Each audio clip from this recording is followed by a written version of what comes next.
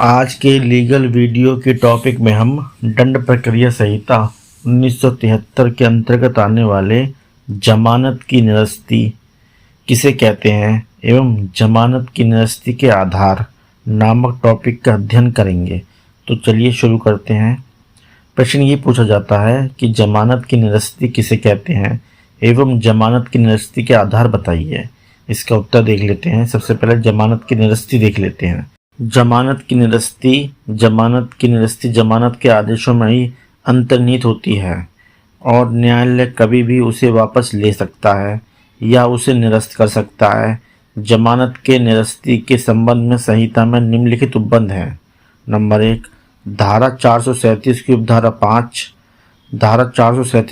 5 के अनुसार यदि कोई न्यायालय जिसने अभियुक्त को जमानत पर छोड़ा है आवश्यक समझता है तो अभियुक्त को गिरफ्तार करने का निर्देश दे सकता है और उसे अभिरक्षा के लिए सुपुर्द कर सकता है। सेकंड पॉइंट, धारा 439 की उपधारा 2 सत्र न्यायालय तथा उच्च न्यायालय को विशेष शक्ति प्रदान करती है। इस धारा के अनुसार उच्च न्यायालय या सेशन न्यायालय किसी ऐसे व्यक्ति को जिसे इस अध्याय के अधीन जमानत पर छोड़ा जा चुका है गिरफ्तार करने का निर्देश दे सकता है और अभिरक्षा के लिए सुपुर्द कर सकता है।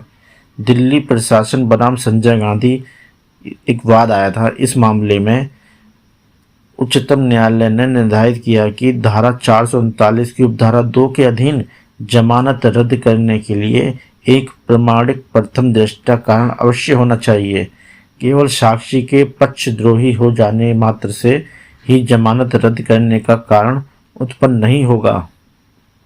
तीसरा पॉइंट है धारा 482 के अधीन उच्च न्यायालय अपने अंतर्निहित शक्ति के अंतर्गत भी जमानत को रद्द कर सकता है। अगला पॉइंट आता है इसमें जमानत की निरस्ती के आधार। इसे देख लेते हैं। जमानत की निरस्ती के आधार के संबंध में दंड प्रक्रिया संहिता मौन है। इसमें एक वाद आया था इन पब्लिक प्रोसिक्यूटर बनाम जॉर्ज विलियम। इस मामले में उन परिस्थितियों का निर्धारण किया गया जिसमें किसी व्यक्ति को दी गई जमानत रद्द की जा सकती है, जिसकी पुष्टि उच्चतम न्यायालय ने गुरचरण सिंह बनाम स्टेट ऑफ पंजाब के मामले में कर दी थी। ये आधार निम्नलिखित हैं। नंबर 1, अपराधी ने जमानत पर छूटने पर पुनः वही अपराध किया है।